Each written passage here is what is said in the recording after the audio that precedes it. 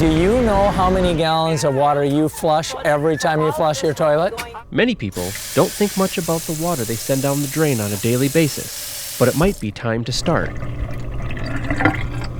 Why now? Why not now?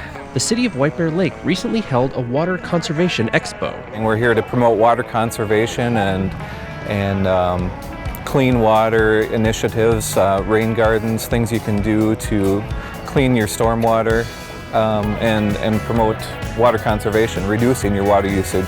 First of its kind event for the city that drew organizations from all over that are dedicated to reducing water usage and promoting good environmental stewardship. We're here to talk to people about water, everything from groundwater to lakes and rivers and streams, what they can do to keep lakes clean, how they can do beautiful landscaping in their own yards that actually helps to protect the groundwater that we drink as well as the lakes that we fish from, and get people having fun.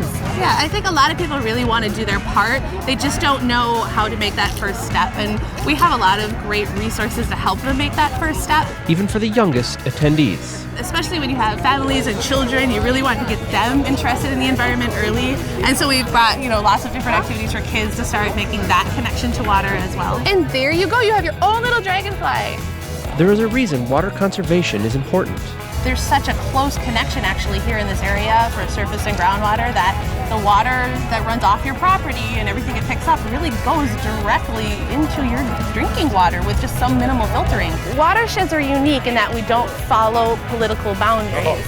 Our boundaries are actually determined by the direction water flows, and we're kind of a bathtub shape, so wherever the water lands, as long as it flows to an outlet, that defines our boundaries. Minnesotans have been concerned about lakes and rivers for a long time. It's something that we really value, but a lot of us, I think, had this impression that there was just an endless supply of groundwater, and to realize that there isn't really was a wake-up call for people. And I've had a lot more people asking about how they can reduce their water use, how they can fine-tune their irrigation systems, questions that they weren't asking even 5 years ago. And these questions become even more important during the summer months. We perhaps double our water usage in the summer, and that's primarily due to irrigation. So anything we can do to reduce that irrigation load and reduce the draw on our aquifers is really important. So rain barrels would be a great example. You can capture the water off the roof and use that to irrigate your plants. Another rain barrel. Way to go! Good for you! Fill it up, let's hope for rain now. Conservation of water is the cheapest, and it will always lower the cost of whatever else gets implemented. What you plant or don't plant can have a big impact on regional water. It's flooding this whole thing. Oh my goodness! And what's happening over here in the river? So what happens when we change from a natural land area and we pave it over, we get a lot more water coming down here, don't we? Native plants not only require less water, but also have other benefits. So these are actually native seeds for our ecoregion, so for Minnesota plants. So it's got great things in there for our pollinators, like monarch butterflies and honeybees and bumblebees and native bees, and then a bunch of other really good native seeds. But what about that toilet in your home?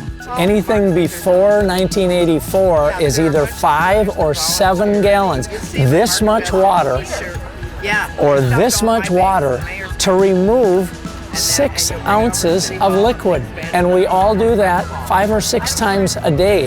The waste of water is monstrous, and it wouldn't change our lifestyle at all to go from this to get a dual flush toilet and only flush 6/10 of a gallon to remove liquids each time. And we're still treating water in our houses like before there were cell phones. This is the only planet we have to live on. Without water, we can't live. I got 2 kids who are coming up and think they ought to have water to enjoy when they're my age. It's pretty simple.